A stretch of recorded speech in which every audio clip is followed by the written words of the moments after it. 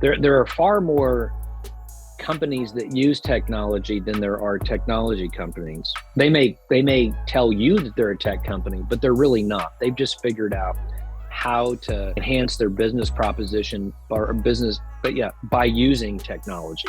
It's so inexpensive today as compared to 20 years ago, but it is an equalizer. And so look, I get that not every business will succeed, but there's so many more people that now have a chance to have a go at something that didn't 10 years or 20 years ago, because the cost of acquiring and then operating enterprise-wide software was tens of millions of dollars. And now you can be up and running in thousands of dollars with a web-based tech stack. All right, welcome everyone to another episode of the Jake Dunlap Show. We are very excited that you joined us. If you haven't tuned in, this is the show where we talk to celebrities, thought, and industry leaders to really discover their journey to success. I am super excited that you're joining us. This show is like no other. I can promise you that. You might laugh, you might cry, but you will definitely leave inspired and gain a whole new level of insight into those people that you follow, love, and admire. All right, welcome everyone to another episode of the Jake Dunlap Show. This week's guest, I'm super excited, whether he is investing in startups, running public companies, navigating major world crises. This week's guest is all about keeping things right side up. It is only companies that he aims to keep afloat. Outside of his own work, he's passionate about racing sailboats and learn how to flip back a sunfish at the age of 10. So we'll have to talk about that. After studying finance, he went on to law school, and before tackling finance and general counsel work from his own success, now he's decided to go and help other entrepreneurs. He's been featured in every magazine news outlet you can imagine: Forbes, Newsweek, Bloomberg, etc. Please join me in welcoming investor, entrepreneur, and skilled navigator of both the ocean and the boardroom, Mark Watson. Mark, thank you for joining us. Thanks, Jake. That I like that introduction. It's good to be here, and I'm looking forward to this. Well, I love it. Yeah, we were just talking a little bit beforehand about the format, and you've listened. You've been a listener as well, which I always love, because then we can kind of jump right into it. So we're going to start back. We find again, and we talked about this in the pre-convo, just talking about how the early stories are really what helped to shape us. And we got into top grading, which we'll definitely talk about later for those who don't know about top grading. So born in San Antonio, tell me a little bit about what life was like growing up in San Antonio. I know you moved around a little bit. Parents divorced when you were 7. My parents divorced when I was 5 or 6. And so I kind of know how that that dynamic works when you're young. And so what was it like growing up in San Antonio? And then, what were kind of the first formative years like for you as you're moving into adolescence? Well, San Antonio is, it's like Mayberry, USA for your American listeners. And it was a very small, very little comfortable neighborhood that we all lived in. And sadly, my parents divorced when I was very young. So I don't remember that much other than it was kind of fun. And then we moved, my mother remarried, I don't remember, like maybe a year later, to a guy in the Army. And he got stationed out in Northern California on the wrong side of the Sierra Nevada mountains, which means we were in the desert. And we used to make tumbleweed forts in the afternoon after school. So we live on this Army depot. We're in the middle of nowhere. And this is back in the this is in the early 70s. And so this was an old munitions depot. And they were basically getting rid of all of the bombs that they used in World War II. And so every day at 3:00, like the pictures would spin on the wall and the ground would shake, and you'd think it was an earthquake, but actually it was just them detonating old munitions. And when you're 8, you think that's a pretty strange thing. Did you ever get to go out and see them? Like, did you ever was there like a watching area, or is it all top secret? No, they were done under a mountain, thousands of feet deep. And so I say that I'm not sure exactly how far deep, but yeah, it was all very heavily guarded. And so if you happen to come across the military police, you knew you'd done something wrong. And that might have happened to us a few times when we were out in the desert exploring. Yeah, exactly. And so I have a similar, my parents were divorced when I was 5, and my mom ended up getting, remarried when I was 7. We moved to Kansas City. And so, Kansas City became, what I consider, my growing up. And it sounds like that was Houston for you. So, what was Houston like? I mean, Houston, gosh, I can imagine back then was a much different place, early 70s, mid 70s than, the Houston that we think of today. Well, yeah, it was the oil boom. And Yeah. so, and people were immigrating to Houston at the rate of, I forgot, but it was like thousands of families a week, kind of similar to now, actually, or the last few years. And we lived on the west side of town. And when I say the west side of town, I mean like the edge of town, which was kind of cool because our neighborhood backed up to what's called the Buffalo Bayou. And a bayou is just a really muddy creek. And for people who study Texas history, the Battle of San Jacinto, where General Houston won the battle, and Texas went on to gain its independence from Mexico, was fought on was fought right there. So, by the way, about 10 miles down. But anyway, we'd go out there every afternoon with our BB guns on our bicycles, and we had the best time as kids growing up out there. I wouldn't change it for the world. It was fun. And what are some memories you have? I know that, obviously talk about, your parents getting divorced, but I know you've got a lot of, talk around like your father and crediting him with some of the, interest in business, and that you knew kind of early on that, going into business, whatever, as a kid, we think that means. I know sometimes I remember my first job interview, I told the head of sales at the Tampa Bay Rays, I wanted to be the general manager. He's like, dude, you're in the wrong place. If you want to do that, like, you need to be over here. And like, you never really learn what that means until, much later. But, how did what did your father do that kind of shaped you? What was it about business early on, and like that drew you there? Any memories of, seeing your parents in action to make it happen? Yeah. So my father was very entrepreneurial during his professional career, and he retired a while ago, but we'll get to that in a little bit. And both of my grandfathers were entrepreneurs also. My maternal grandfather was a wildcatter and drilled one of the discovery wells out in West Texas, in Tom Green County, which is where St. Angelo is. If you ever want to get a map out and look, so a little bit east of the Permian Basin. But so I grew up on the one hand watching my dad, run his business when I see him on the weekends and in the summer. And the thing that really caught my attention when I was young is he had a computer in his office. And he told me at the time, and I think this is true, that he had the first computer in San Antonio for a business like his that wasn't a tech company. And I said, well, why do you have that? He Wow. goes, well, he's like, what do you mean? Why do I have that? Because, we can leverage what we're doing. And it's like, oh, okay, I got that. But he and I, we might have had just a few challenges growing up. So it was a very different world being around him sometime, and being around my mother and her father, my grandfather, on the other. And I grew up with a mom who kind of told her kids they could do whatever they wanted.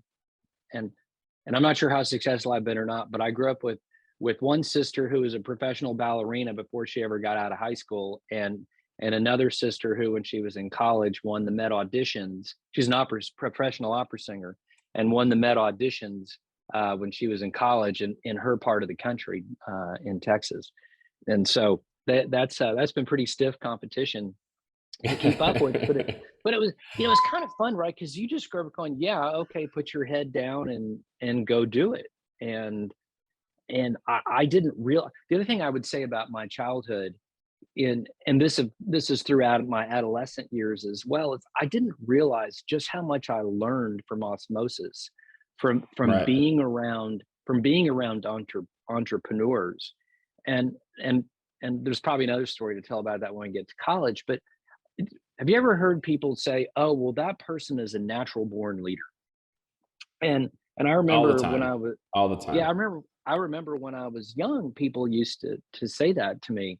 And at the time I thought, yeah, man, I'm so amazing. Well, no, just happens that the thing I now know is leadership is actually learned behavior. And I was very fortunate to be Yes. around a lot of people, not just my father and my grandfathers, but my friends' parents and also my mentors. And but for them, I could never have learned what I've learned. I think that's such a great call out. I believe it 100% too. I think I was very fortunate when I did, get in, as I got into the corporate world, I was very fortunate that, I worked at a mid-sized company that had a formal leadership development program.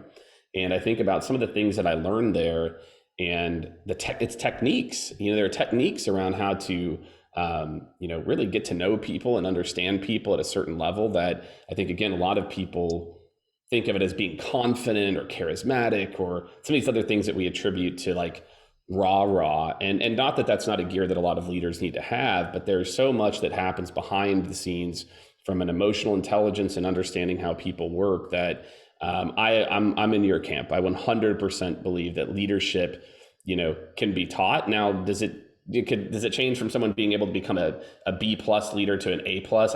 Maybe there's some natural pieces there. But I think in a big picture, I'm in your camp 100%. Yeah, look, you for sure have to have the right personality and be wired a certain way. And so if you've got those personality traits, then you can learn a lot to get in a lot more to get into the role. But we can talk about all that more later. Yeah, let's get into it. So what was high school you like? So sounds like you had a lot of freedom. You have these siblings who are just doing crazy things, at a very early age. So what was high school like for you? Well, it's funny you mentioned the word freedom. I Because my mother was not married and I was the oldest, and I was the only boy, she's like, "Young man, you need to help me take You're in care of your charge. sisters." And I'm like, "Gee, thanks a lot." Or remember that line in Caddyshack, "Thanks for nothing, Danny." And and and so look, I wanted to do my part to help, and I never forget when I was in high school, I didn't have a curfew, and I'm like, "Mom, my friends all have curfews. Why don't I have one?" And she's like, "Well, first of all, because you're a responsible young man. Second, by the way, that might have not been true. Second, all your friends have curfews. And so if you're not home within 20 minutes of them, I know then I'm going to worry." And I'm like, That's "Okay, so I smart. have That's one, really I smart, have one, actually. but you're going to tell me I don't to put the burden back on me." And then of course I'd go, and so who knows what my curfew was? All I know is that I'd go see my father and he'd be like, "You need to be home at 10." And I'm like, "You're kidding, right?" Because in Houston, we wouldn't go out until 10. And so, well, maybe a little earlier than that, but it was very different. But I grew up playing ice hockey, and by the time I was a sophomore in high school, I had made the junior team. And so most of the kids I was playing against were a couple of years older than me. And that was kind of funny. When I was younger, my mother, she wouldn't let me play football because she was afraid that I would get hurt. And so I and so It's like and hockey's so safer. Sure. Why not? There's pads. There's more pads. yeah, well, back then I was 10, right? And I'm like, "Mom, I got pads all over my body. So, how could I possibly get hurt?" And for the first couple of years, that was true. But then as we got bigger and faster and became a little more intentional in taking each other out, that kind of changed. But man, my senior year in high school, I wouldn't trade for anything. I went to a Jesuit prep school and classes were really hard, but we learned so much, and my classmates, who I still keep up with, were just awesome back then. That's cool, man. How do you get into hockey? I mean, like I got to imagine back then in, late 70s, or I guess, yeah, we're getting into like late 70s, early 80s, like there ain't too many rinks in Houston, Texas, so like Okay. Yeah. even, I So live in Austin and it's, it's I kind of coming from, I've lived all over at this point. And, how do you get into, especially at that, again, if you're in Texas, right? Like obviously football, your mom's not a big fan of, but there's, a lot of the other mainstream, like how did hockey be, I'm just curious where you gravitated toward that. All right, I'm going to say one name, and we'll see how far that gets you. Gordie Howe. Yeah, there you go. Okay, so most people don't know at this point. I'm now dating myself. Most people don't really know who Gordie Howe is because Wayne Gretzky kind of transcended. But Gordie Howe was, to my Sure. generation, what Wayne Gretzky is today. And so he had come out of retirement from playing at the Detroit Red Wings his whole career, so that he could play on a new team in a new league, so not the NHL, with his two sons, Mark and Marty, who I think at the time were 19 and 18. And so hockey was this new thing, and it was this new really super cool thing to Houston. Gordie Howe was in town. In fact, I have an autographed hockey puck from Gordie Howe. Oh, that's cool. To me, not just his name, to me. And so boy, what a nice man. What a nice man. And so I convinced my mom that like this was the new thing, and if I wasn't going to play football, then I should play hockey. And there we go. Wow, that's cool. Yeah, that's really interesting. And again, it's just a good example of how those small memories, have such a big impact. Set you on this whole path. And then did you play hockey at SMU when you went to SMU? Yeah, I did, but there was a short surge.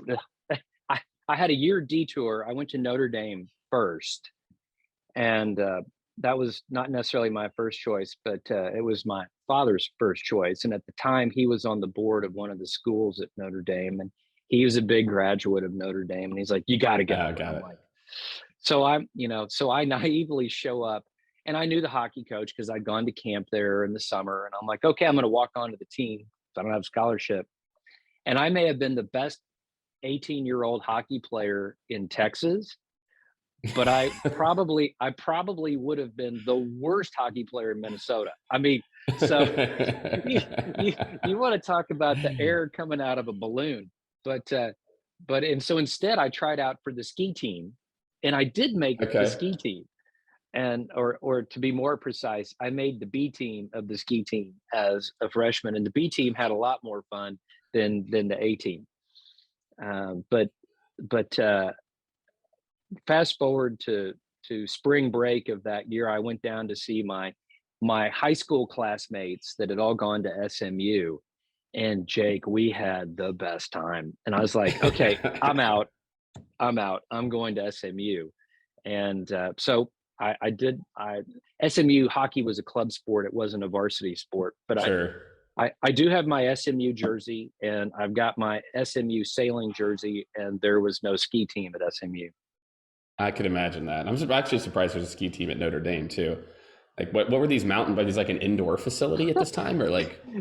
It was a hill called Swiss Valley, which we renamed Swiss Ditch. Why I still know that, I don't know. I love it. So, all right. So you go to SMU, major in finance. What was it about finance at the time that was interesting for you? Well, a couple of things.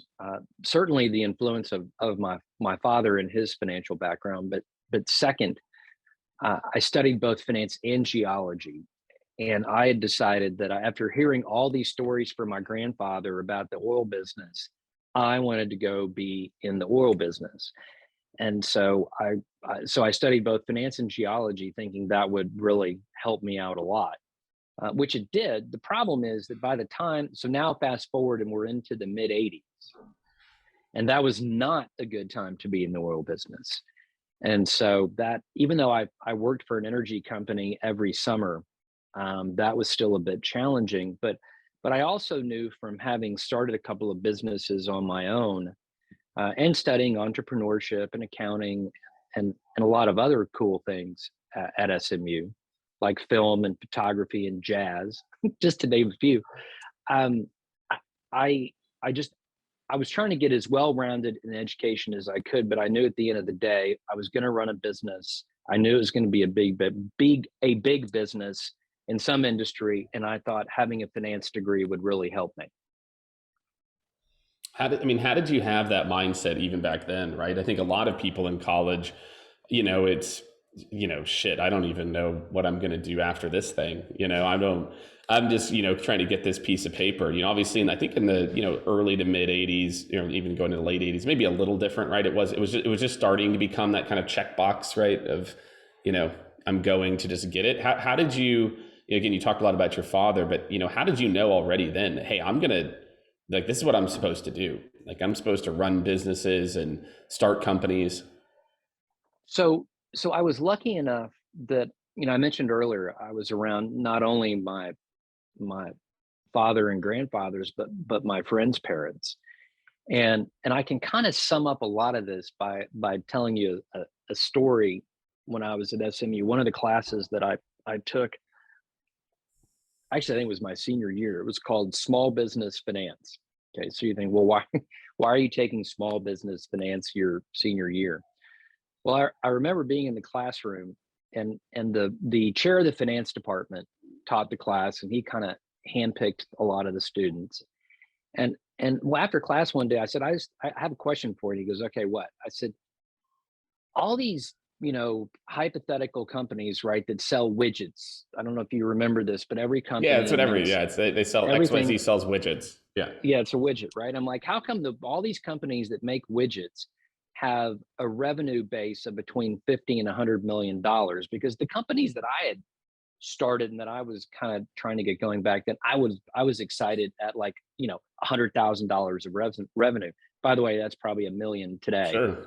So Right. so yeah, so for you VC people listening, that's like a million ARR back then. Anyway, so he goes, well, it's real simple, Mr. Watson. And I go, okay, what's real simple? He goes, look around you, look at all your classmates. He's like, all of your parents are entrepreneurs, and you guys learned a lot about them from being around the dinner table. And so this is probably the kind of company that you're going to run when you get going. And boy, was he right. I just, Right. and and you just learned in that class in particular, you just learned so much about how all the moving parts come together at a small level. And and it reminds me of one of my mentors and coaches is a guy. His name is Ram Charan. He's written a ton of books, business Yeah. books. he Yeah. he yeah, Ram is now, I think, in his 80s. He immigrated from India, went to HBS, was on the HBS faculty, advisor to Jack Welch. And he always talks about the proverbial fruit stand that his family ran, and how if you can understand how to make money running a fruit stand, you can understand how to make money doing something bigger. And so this was kind of that fruit stand application academically when we were in school. Okay. All right. I like that. Yeah. And again, I think a lot of people, just again, maybe coming out of college, and we'll kind of transition now. Did you go straight into law school? Yeah, Did you? yeah, I did. Man, Okay. I have a few regrets in my life. That was one of them, because I was, Why law I, school? I mean, obviously, you just got this finance degree. You've got this entrepreneurial mindset. What was it about law school? Going to UT Law School as well too, which is a strong program. Like, what was it? Was that just another, like, well, like, if I'm going to be in business, I need to do this thing, or what was the motivator? um, a, a, a couple of things. One, the main one was when I was working in the summer, not only did I notice that people had strong financial backgrounds, they also had legal backgrounds. Not that they were practicing law, but the companies that I was lucky enough to work for in the summer in the energy business were highly regulated.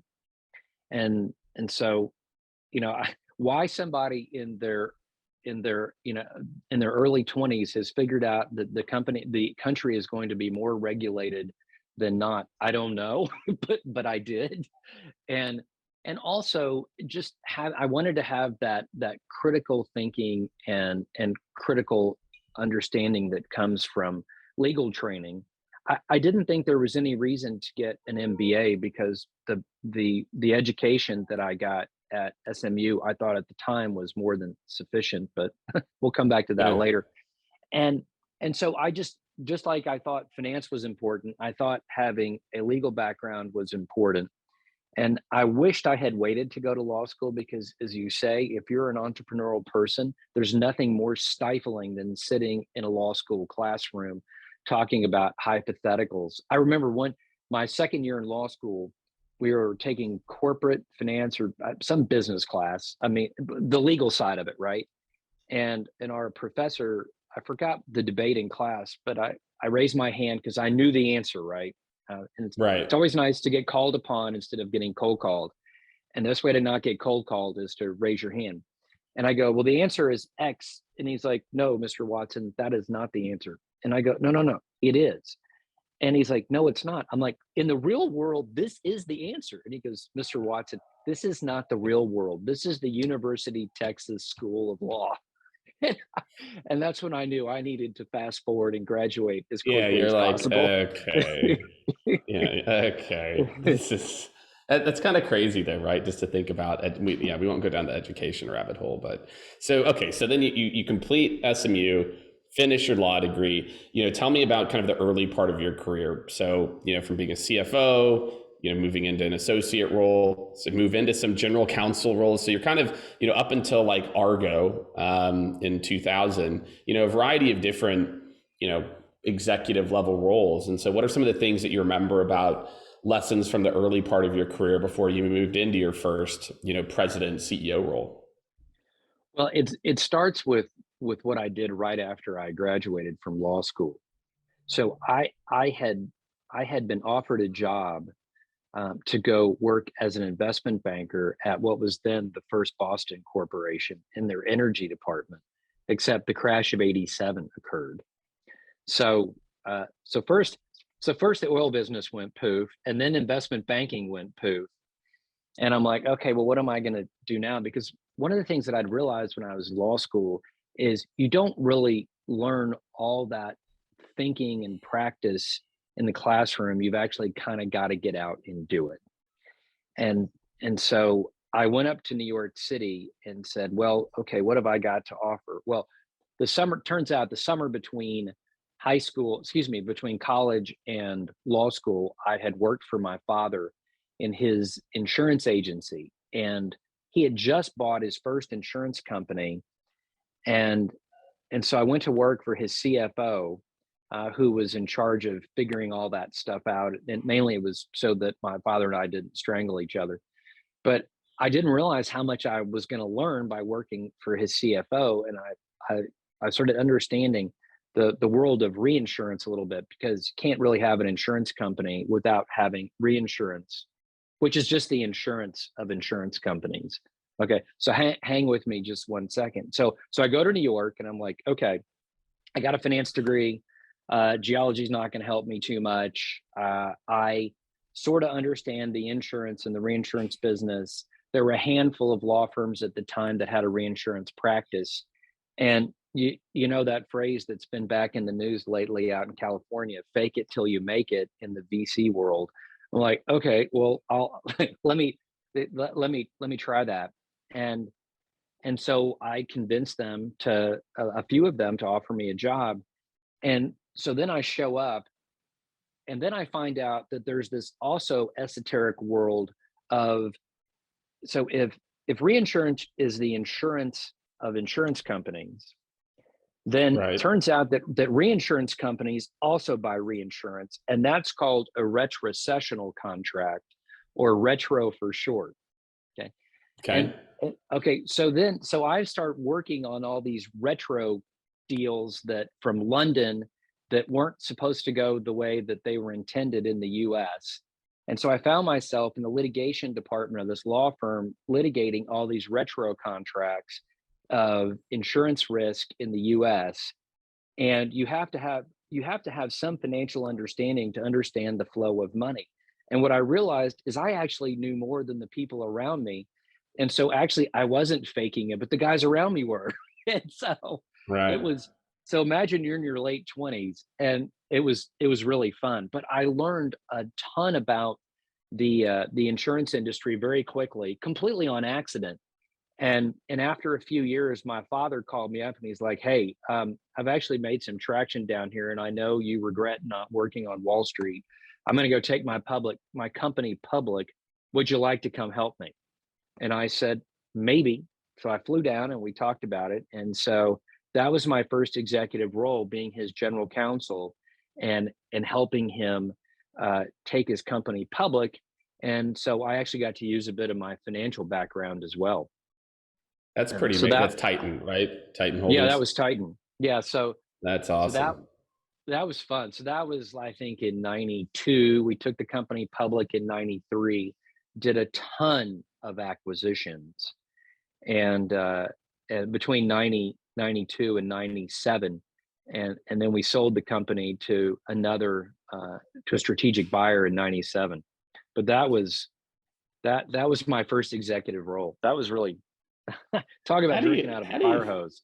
oh, I can imagine. And plus you're working for your dad, and I can't imagine that's Yeah. another, element or layer to that too, where there's probably times in a, a meeting where it's, you've got this father-son dynamic. Were there any meetings where you remember like that stand out? We were like, Dad, like we're in a meeting right now. Like we're in like a big meeting, like or were there any, kind of instances where it was, dad talking to son in the boardroom versus, my EVP of counsel?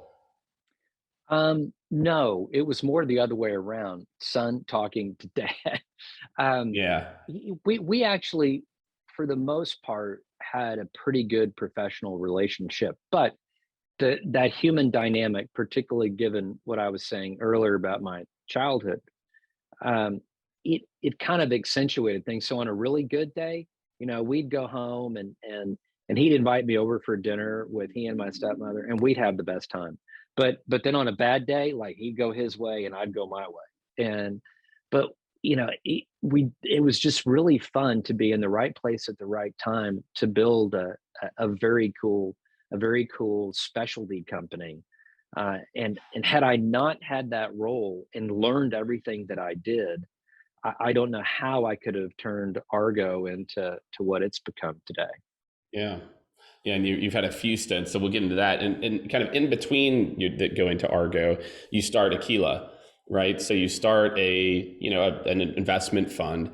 What was it? I know I've read some different ways that you've quoted this about kind of sensing technology, because this is late 90s, right? Things are just getting ready to pop, and they're already starting to Yeah. pop, right? And so what was it? For you? What was the kind of thought process? Behind starting Aquila. You obviously didn't kind of continue to do that full time. You then went, in-house with this, sounds like a pretty, was a pretty amazing opportunity with Argo. Why did you start the fund then? What is it you saw in the market, and, what got you excited to do that? Well, the world back then, so we're talking 98, 99, is a lot like the last couple of years where there's all this new technology being developed and in some cases commercialized. Much more today than back then, but everyone had the same hope and dreams back then of today, except that their technology wasn't as prevalent back then as it is today.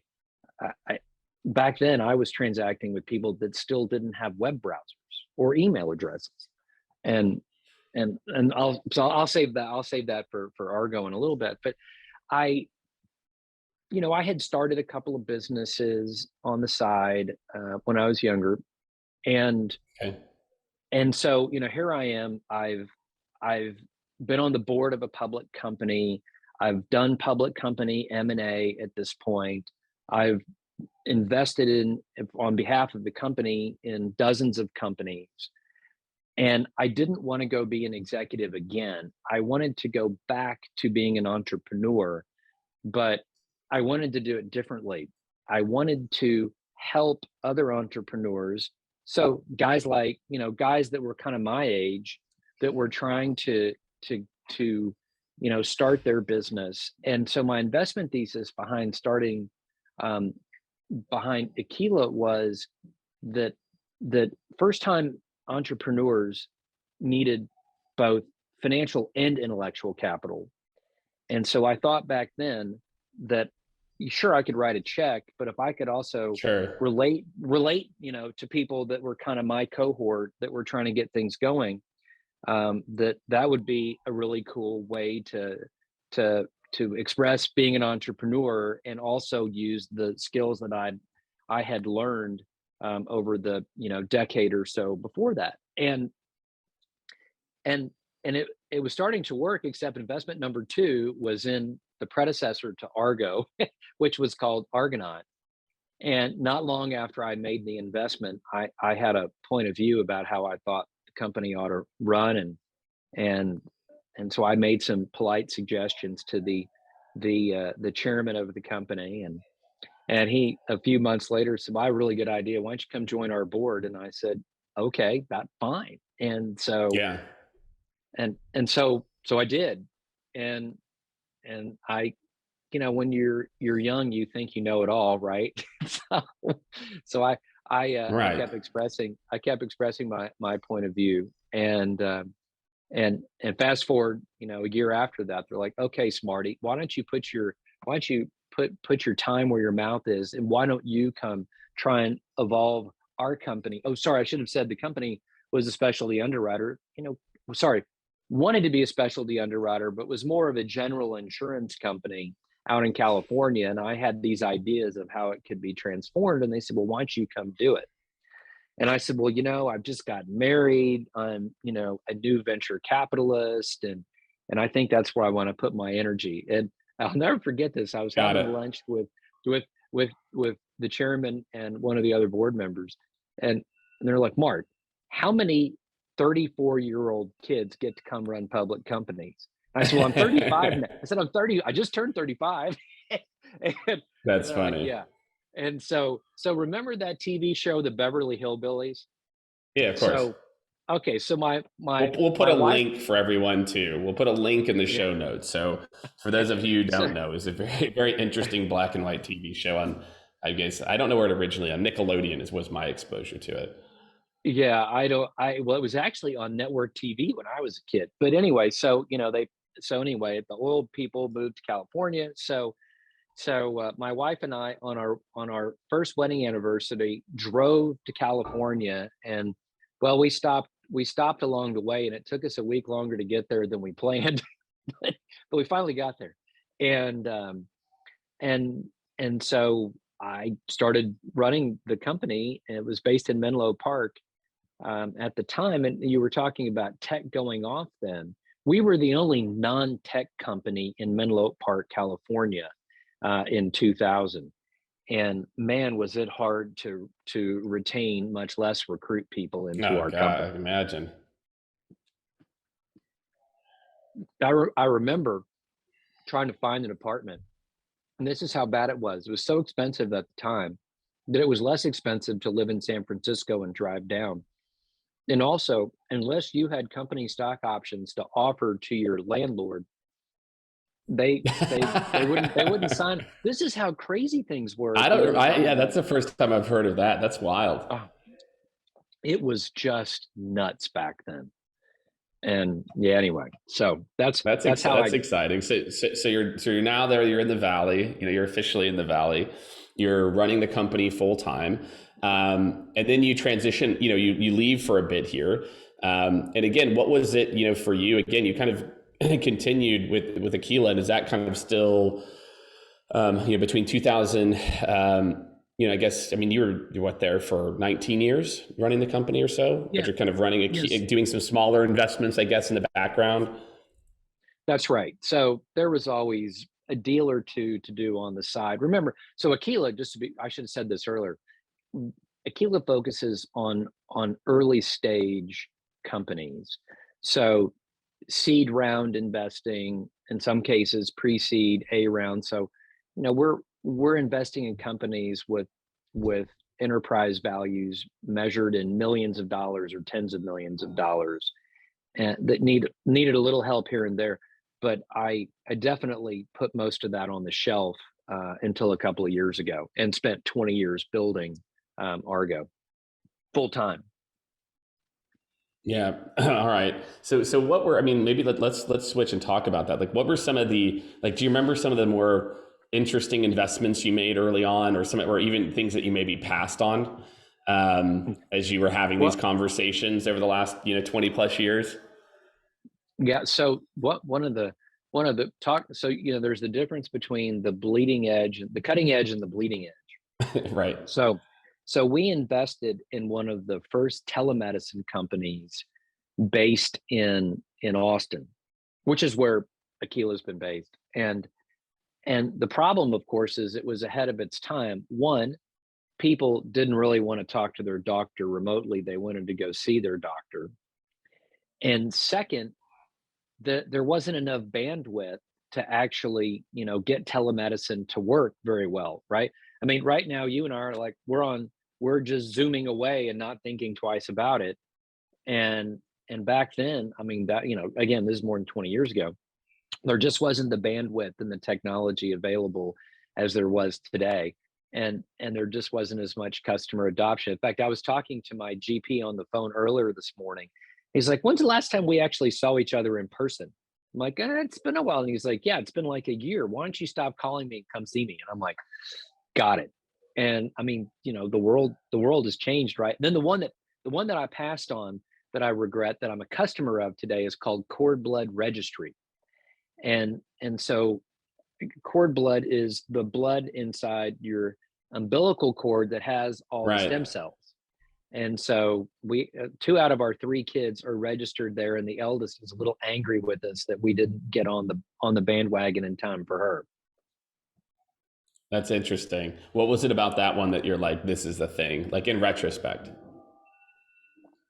Oh, because of all the gene therapy and the use of T cells, and the efficaciousness that comes with T cells inside of cord blood versus others, I should say stem cells, but versus other stem cells. So, and if you ask me anymore, I'm way beyond my skill level. Yeah. Well, and again, I think as you look through some of those things in the past, you're like, okay, this seems interesting, but like you said, is this bleeding edge, or is this, right where the market is? And I think, like you said, this is, I think, what is top of mind for a lot of investors in that space in particular. And so as you look forward, as we kind of start to wrap up here, what are some of the things, Mark, that you're most excited for going forward? As you look at, the future, you've left, since then, you've been doing your investor thing for the last few years here, full time. What are the things that get you excited now? And as you think about whether it's personally or the fund, what are you most excited about over the next 2-3 years? Well, I guess a couple of things. One, all that excitement, enthusiasm of when I started Aquila 2 decades ago. Technology is so much more developed and advanced today and more affordable, and it's fun to be back in the middle of it and helping entrepreneurs. And the second thing, probably the most important, is all that experience that I thought I had before when I started Aquila. Well, I a lot of the decisions I made back then were more based on tuition than really understanding. And so today I have a much better understanding for why I made some of the business decisions that I have, and it's a lot easier for me to unpack that for my portfolio company CEOs. And so I really am enjoying helping them build their businesses, and some of the exits that we've had have been pretty rewarding. So I, I think right now is a great time. We're going through a structural change in our economy right now that happens once in a century or maybe twice in a century, and to be right in the middle of it as investor, and I won't say quasi operator, but coach or advisor to the people who are in the middle of it, and being able to see it from so many different vantage points this time as investor, rather than only seeing it through the lens of an operator in one instance. Right. It's really cool. What are the things, are there trends or things that you're investing more in now that, again, as you talk about this once in a century, or maybe multiple times, are there sectors or areas that you're most passionate about or that you're most excited about seeing innovation? Well, it's certainly tech, but it's not just tech companies. It's what I think of as tech-enabled companies. There are far more companies that use technology than there are technology companies. They may tell you that they're a tech company, but they're really not. They've just figured out how to to enhance their business proposition or business, but yeah, by using technology. And so right now the application of technology is, I mean, it's so inexpensive today as compared to Oh 20 years man, ago. That, it's but going to be think how wild low. in the future too. Yeah, that's right. And so what's happening is it's lowering the barriers of entry to new entrepreneurs that don't have a lot of capital because they don't need it to get going.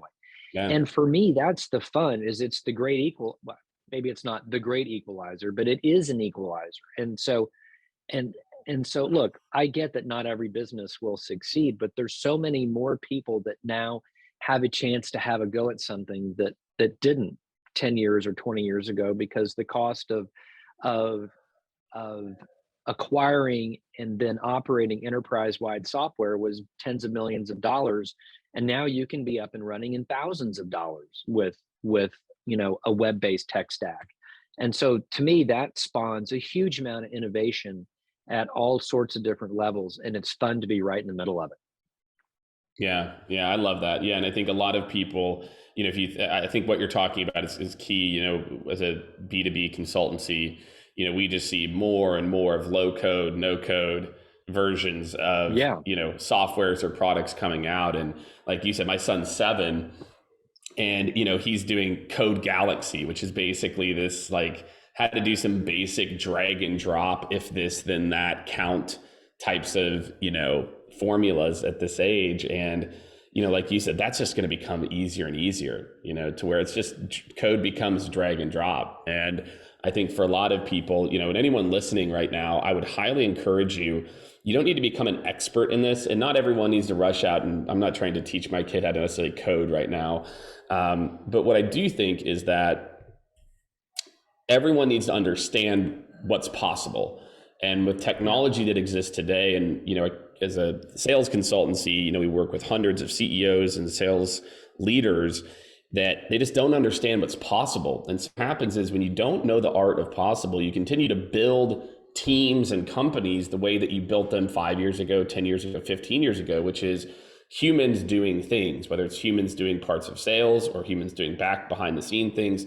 When the reality today is that there is so much ability to have people doing very thoughtful things, but man, there's so much that people are doing manually behind the scenes still. It's like,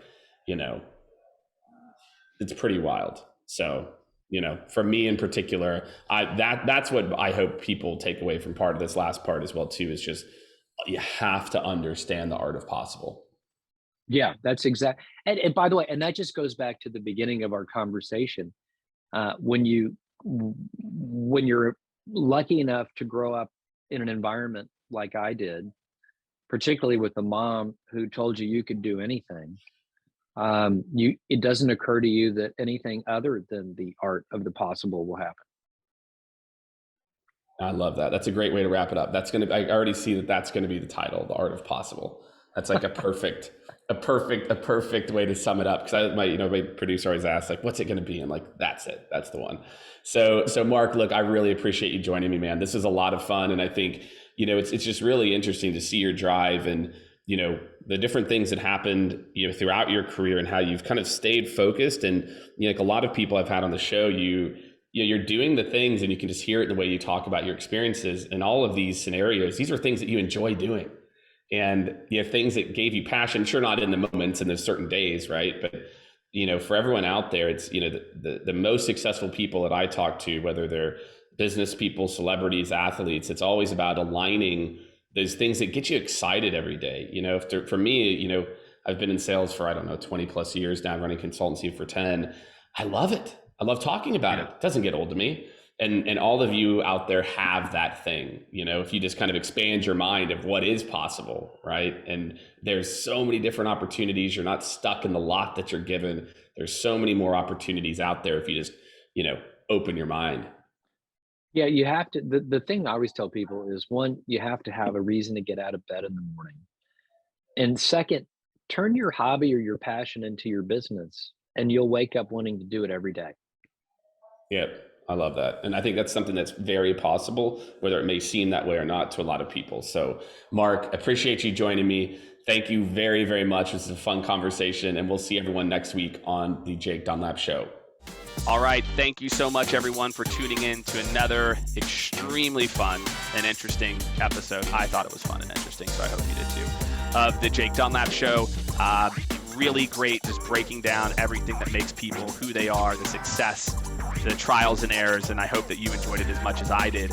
Make sure to subscribe on your favorite platform, and make sure, more than anything, to go over to jakedunlap.com. That's where you're going to stay up to date on all the latest guests, additional details, prep notes. We're going to be sharing everything on jakedunlap.com. So go ahead, go over there. You can subscribe there as well too, and we will see you next week on the Jake Dunlap Show.